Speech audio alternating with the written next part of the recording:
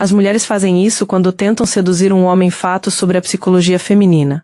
Há um momento em quase toda a interação social em que uma das pessoas decide que quer algo mais. Mas eis o que é estranho, na maioria dos casos, a outra pessoa não percebe, não porque seja desatenta, não porque esteja distraída, mas porque o que realmente acontece quando alguém passa de um interesse casual para uma atração genuína não se parece em nada com o que nos ensinaram a esperar. Os filmes erraram. Os sinais óbvios, os olhares prolongados, os movimentos de cabelo, os comentários sugestivos, são atitudes amadoras. Aquelas que acontecem quando alguém não está realmente envolvido. Quando é mais performance do que intenção.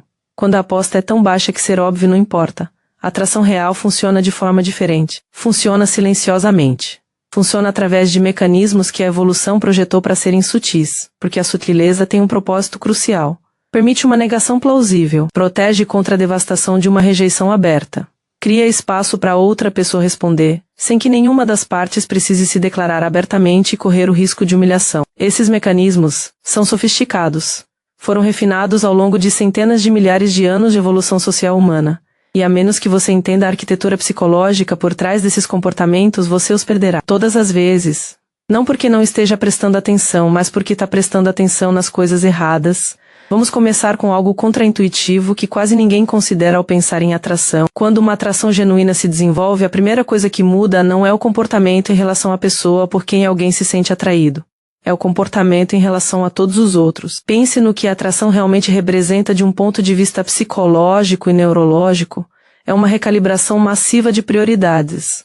Uma mudança fundamental em para onde a atenção cognitiva quer ir. E como essa mudança requer recursos cognitivos substanciais, energia mental real que precisa vir de algum lugar, algo mais precisa ceder.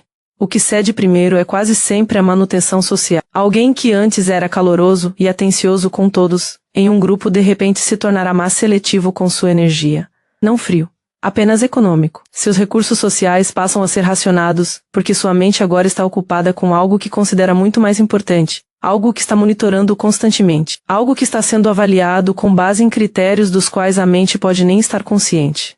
Para um observador externo, isso parece afastamento. Parece distração. Pode até parecer desinteresse se você não entender o que está realmente testemunhando, mas é exatamente o oposto. É a assinatura cognitiva de alguém cuja atenção se fixou em um alvo, e agora está redirecionando todos os recursos disponíveis de acordo. A razão pela qual essa mudança inicial passa despercebida é porque esperamos que a atração se manifeste como adição. Mais atenção direcionada à pessoa de interesse, mais interação com ela, sinais mais óbvios que não deixam margem para interpretação. Mas em seus estágios iniciais, a atração muitas vezes se manifesta como subtração. Menos disponibilidade para todos os outros. Menos respostas sociais automáticas para pessoas que não importam tanto mais. Uma espécie de reorganização interna completamente invisível, a menos que você saiba exatamente o que está vendo. Existe um termo para isso na psicologia cognitiva, redistribuição da carga cognitiva. Quando a mente decide que algo é genuinamente importante o suficiente para potencialmente mudar os resultados da vida, ela retira recursos de tarefas menos importantes para alimentar a importante. E em um contexto social, as tarefas menos importantes geralmente são as interações de manutenção, a conversa fiada, o engajamento em grupo, as gentilezas sociais que normalmente acontecem no piloto automático sem exigir muita atenção. Quando essas funções do piloto automático começam a falhar, é porque a atenção foi desviada para outro lugar. E se você conseguir identificar para onde a atenção foi, terá identificado a fonte da atração. Portanto, o primeiro sinal não é realmente um sinal no sentido tradicional, é uma ausência. Uma retirada de energia de todos os outros lugares que indica, por meio de um espaço negativo, para onde essa energia está sendo direcionada. Agora, é aqui que a psicologia se torna genuinamente interessante para quem tenta interpretar essas situações com precisão, uma vez que essa mudança cognitiva interna ocorre, uma vez que a realocação de recursos começa, um comportamento secundário emerge, e este é quase universal em todas as culturas, tipos de personalidade e contextos sociais. A pessoa começa a criar razões para estar presente. Não razões óbvias. Não razões do tipo, vim aqui especificamente para conversar com você, que revelariam suas intenções, mas razões pequenas e logisticamente justificáveis que a colocam em proximidade, sem exigir que ela declare nada abertamente. Isso pode se manifestar na escolha de um assento próximo quando claramente havia outras opções disponíveis. Pode se manifestar como achar repentinamente uma conversa em determinada parte da sala extremamente interessante, justamente quando alguém específico entra naquele espaço. Pode se manifestar como o desenvolvimento de uma nova curiosidade sobre algo que a outra pessoa está fazendo ou falando, uma curiosidade que não existia 5 minutos antes e não tem outra explicação. A psicologia que opera aqui é pura gestão de riscos e é notavelmente sofisticada. A abordagem direta acarreta um risco social significativo. O risco de rejeição, o risco de constrangimento, o risco de interpretar mal a situação e sofrer as consequências sociais. Mas proximidade sem declaração. Isso é totalmente plausível de negar. Cria oportunidade para que algo se desenvolva, preservando uma rota de fuga clara. Se nada acontecer, ninguém precisa admitir que algo foi tentado. O orgulho permanece intacto. A posição social permanece inalterada. O fascinante nesse comportamento é que ele raramente é consciente. A pessoa que orquestra essas coincidências quase sempre terá uma explicação perfeitamente lógica para o porquê de estar onde. Por que escolheu aquele assento específico? Por que de repente se interessou por aquele assunto de conversa em particular? E aqui está o ponto crucial, ela não está mentindo quando dá essas explicações. Sua mente consciente realmente acredita nelas. O inconsciente simplesmente gerou uma história de fachada que sua consciência aceita sem questionamento ou análise. A mente inconsciente é extraordinariamente boa em orquestrar coincidências. Ela vem fazendo isso há centenas de milhares de anos de evolução humana. Teve tempo para se tornar muito boa nisso. É por isso que os padrões de proximidade são tão reveladores quando se tenta entender o que realmente acontece por trás das aparências sociais. Alguém que consistentemente acaba por perto. Alguém que consistentemente encontra razões para estar no mesmo espaço. Alguém que consistentemente está disponível quando surgem oportunidades. Isso não é coincidência. Coincidências não têm padrões. O que você está vendo é a mente inconsciente fazendo o que faz de melhor, criar condições ideais para algo que deseja sem ter que admitir abertamente que o deseja. E essa engenharia de proximidade torna-se especialmente sofisticada em situações onde a abordagem direta seria socialmente complicada ou arriscada, ambientes profissionais onde há risco para a carreira, grupos de amigos estabelecidos onde há risco social. Qualquer contexto onde haja algo concreto a perder ao errar. Quanto maior o risco envolvido na expressão direta, mais elaborada se torna a engenharia de proximidade. O inconsciente dimensiona sua criatividade para corresponder aos riscos. Uma vez estabelecida a proximidade, uma vez que alguém tenha conseguido entrar no mesmo espaço sem precisar declarar o porquê, o próximo mecanismo psicológico é ativado. Pesquisadores que estudam isso chamam de teste de investimento. E é aqui que as coisas começam a ficar visíveis para alguém que sabe o que está procurando. Mas apenas se você estiver prestando atenção às variáveis certas. A maioria das pessoas está observando as coisas completamente erradas, então perde o que realmente está acontecendo diante delas. O teste de investimento não se trata de fazer perguntas diretas ou exigir explicitamente demonstrações de interesse. Isso seria muito revelador. É muito mais sutil do que isso. Trata-se de criar pequenos momentos, minúsculas oportunidades experimentais onde a outra pessoa tem a chance de se envolver e então observar com atenção o que ela faz com essa oportunidade. Isso pode significar interromper um pensamento, deixar uma frase incompleta para ver se a outra pessoa se inclina para ouvir o resto ou pergunta o que você ia dizer. Pode significar mencionar algo menor, uma pequena preferência, uma opinião casual, um detalhe trivial sobre o seu dia. E então observar atentamente se esse detalhe é lembrado mais tarde na conversa ou mencionado em interações futuras. Pode significar criar um pequeno problema que não precisa realmente ser resolvido. Derrubar algo, ficar um pouco confuso com direções ou logística, precisar de uma pequena ajuda com algo que poderia ser facilmente resolvido sozinho. E então observar como a outra pessoa reage. Ela percebe. Ela oferece ajuda. Ela parece se importar se o problema será resolvido. Nenhum desses são testes em um sentido confrontativo. Não são desafios, ultimatos ou exigências. São mais como sondagens. Pequenos momentos experimentais projetados para coletar dados sobre o quanto a outra pessoa está realmente prestando atenção, o quanto eles estão dispostos a oferecer sem que seja solicitado diretamente, o quanto eles parecem se importar se essa interação continua e se desenvolve em algo mais. A razão pela qual esses micromomentos importam tanto psicologicamente é porque a atração envolve vulnerabilidade inerentemente. Atração genuína significa genuinamente querer algo de outra pessoa, o que significa ser genuinamente capaz de se decepcionar se não conseguir. Antes que alguém esteja disposto a aumentar sua própria vulnerabilidade, antes que esteja disposto a investir de forma mais aberta e visível, precisa de evidências de que o investimento não será unilateral. Precisa de alguma indicação de que a outra pessoa também está prestando atenção, também se importando, também investindo em algum nível. Esses pequenos testes fornecem essa evidência de maneiras de baixo risco. E aqui Tá a percepção fundamental que a maioria das pessoas ignora completamente quando tenta entender a atração. Os próprios testes são sinais. O próprio ato de testar alguém indica que o resultado do teste importa para a pessoa que o realiza. Ninguém se dá ao trabalho de realizar esses experimentos quando é genuinamente indiferente. Por que fariam isso? Não faz sentido coletar dados sobre algo que não lhe interessa. Portanto, a presença de testes de investimento, mesmo quando os testes em si são tão pequenos que se tornam quase invisíveis, indica que há algo em jogo para a pessoa que os aplica. Algo que ela está tentando proteger enquanto, simultaneamente, tenta desenvolver. Algo que ela deseja, mas ainda não está disposta a buscar abertamente. É também por isso que os testes geralmente são tão pequenos e aparentemente insignificantes. Um teste grande seria revelador demais, exporia o nível de investimento de quem o aplica. Mostraria demais. Mas um teste pequeno, algo que poderia ser facilmente explicado como insignificante, algo que oferece uma negação plausível caso falhe, permite a coleta de dados, mantendo a proteção.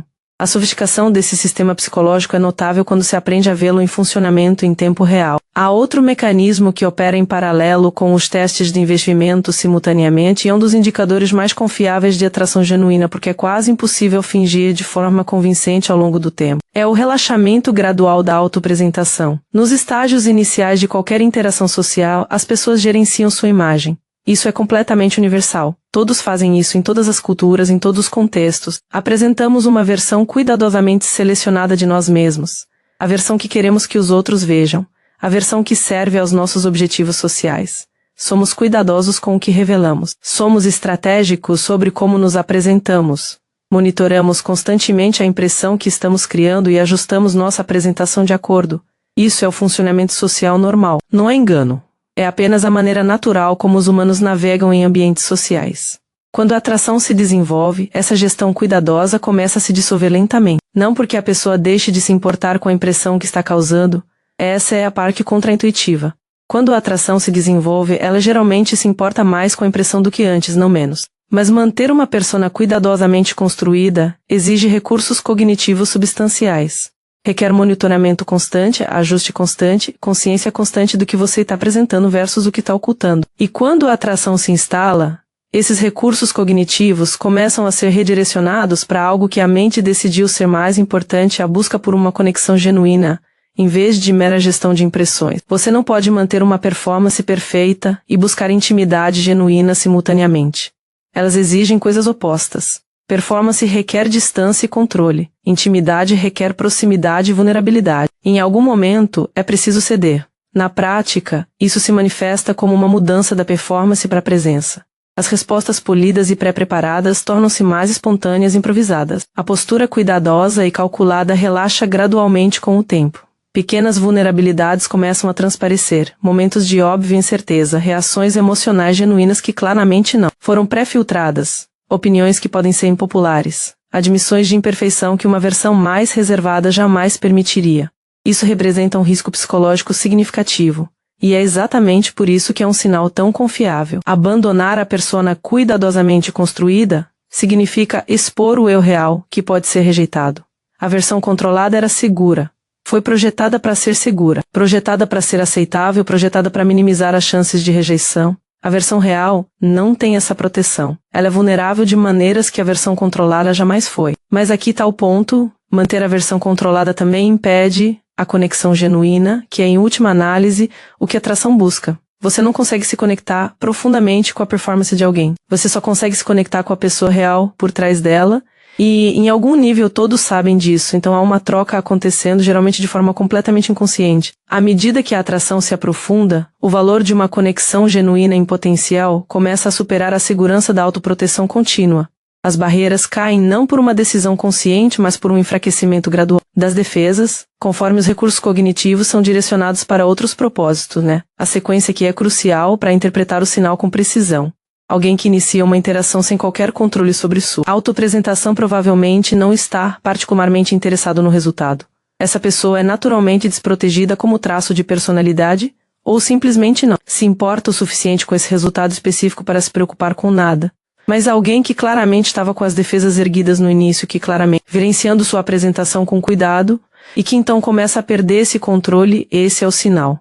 Essa é a transição da proteção para o investimento, é quando você sabe que algo mudou internamente. Eis algo que frequentemente confunde as pessoas quando tentam interpretar essas situações com precisão. Quando a atração se intensifica, os padrões de conversa mudam de maneiras que à primeira vista parecem contraditórias. Por um lado, há um aumento notável na fala. Mais perguntas são feitas, mais tentativas de prolongar as interações e explorar novos tópicos, uma espécie de ânsia por informações sobre a outra pessoa que não existia antes. Por outro lado, também há mais silêncio.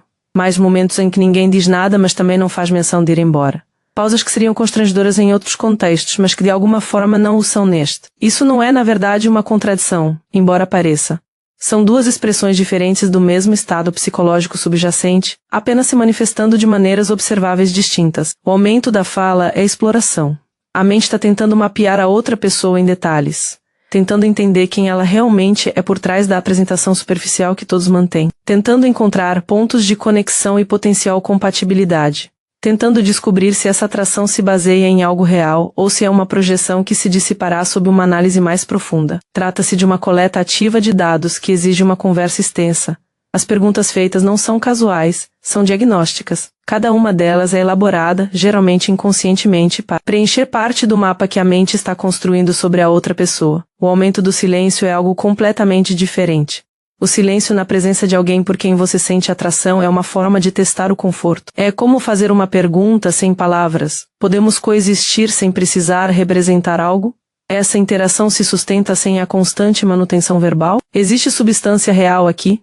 Ou é apenas o ímpeto da conversa que se dissipará no momento em que a fala parar? O que é psicologicamente significativo nisso é que o silêncio confortável na verdade exige mais confiança do que a conversa. Falar preenche o espaço.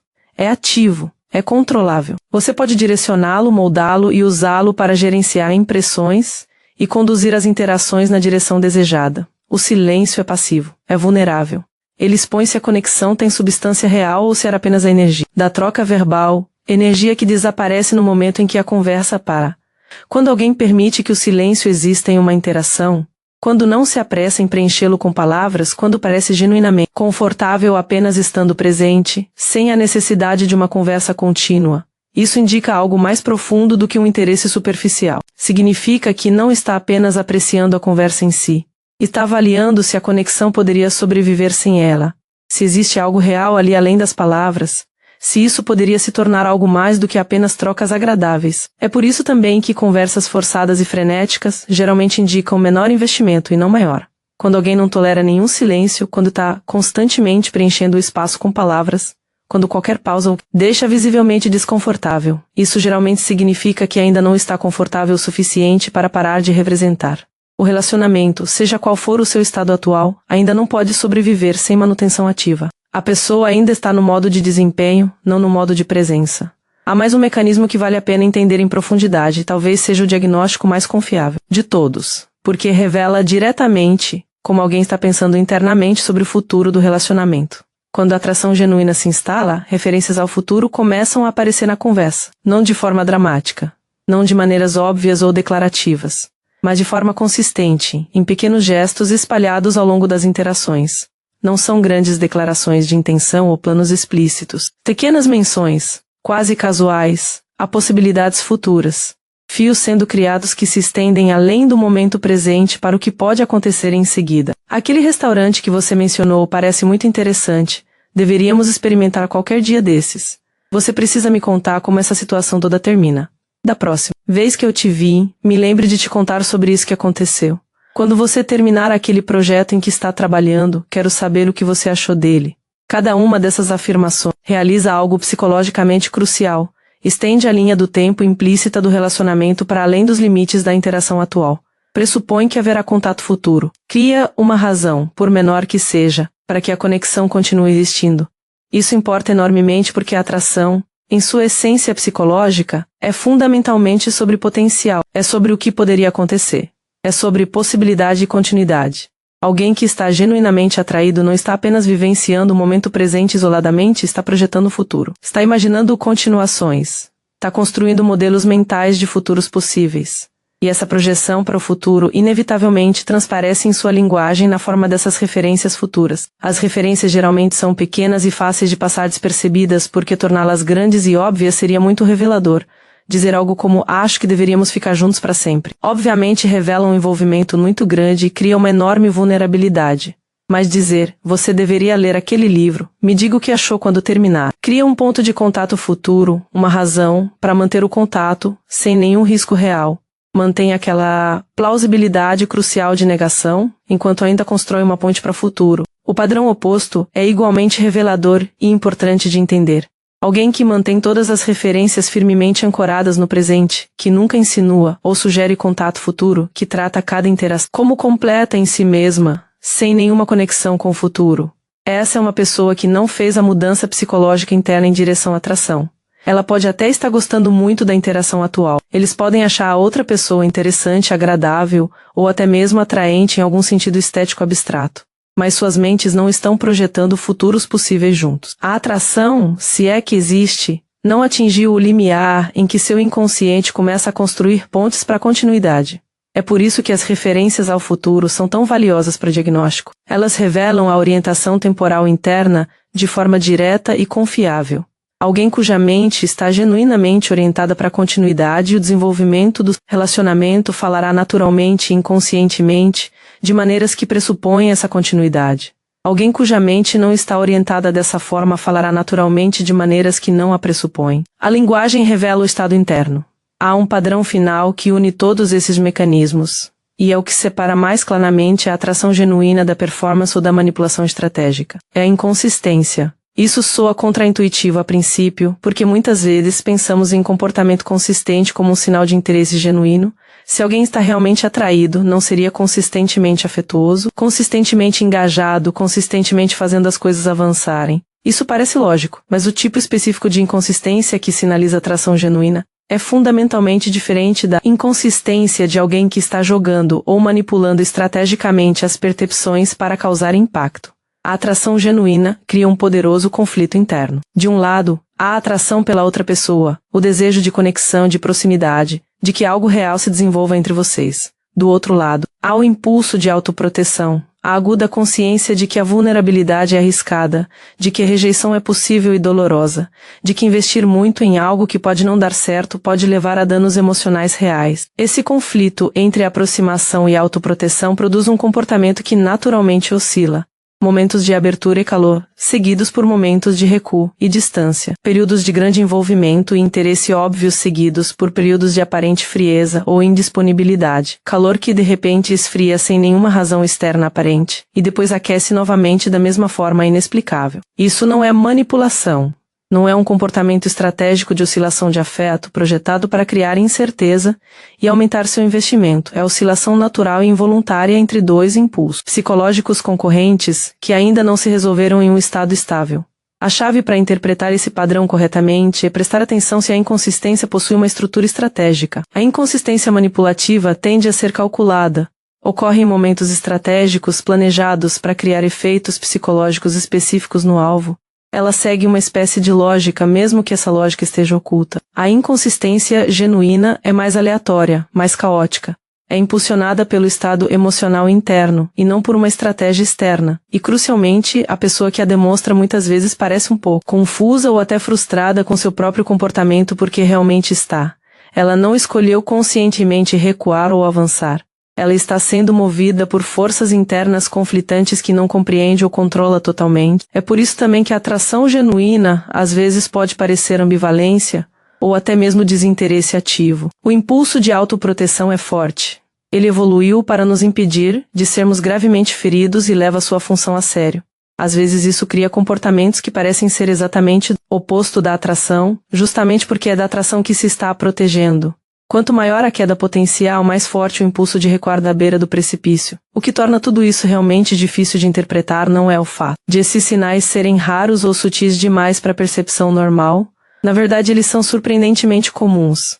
Acontecem constantemente em inúmeras interações todos os dias. A dificuldade reside no fato de que eles não se parecem em nada com o que fomos culturalmente condicionados a esperar. Somos ensinados a buscar confiança, foco, intenção inequívoca. Mas a verdadeira atração muitas vezes se manifesta como incerteza, como hesitação, como alguém que está mais cauteloso do que o normal, mais investido em um resultado que ainda não está disposto a admitir abertamente que deseja. Compreender esses padrões não dá a ninguém uma vantagem injusta. Simplesmente permite uma melhor calibração, um melhor reconhecimento do que realmente está acontecendo por baixo da superfície das interações comuns, porque os sinais estão sempre lá, sempre estiveram. Mas eis o que é interessante, uma vez que você começa a reconhecer as sutis mudanças comportamentais, há outra camada que a maioria das pessoas ignora completamente, e é mais direto do que qualquer coisa que tenhamos abordado. Manifesta-se na linguagem, especificamente nos elogios. Não os elogios educados e superficiais que as pessoas fazem por obrigação social. Algo diferente, algo com uma intenção subjacente, muitas vezes inconsciente, mas inconfundível quando se sabe o que procurar. O próximo vídeo explica exatamente como isso funciona. Porque certos elogios sinalizam algo muito mais profundo do que mera apreciação e o que está sendo comunicado, de fato, quando as palavras parecem específicas demais para serem casuais.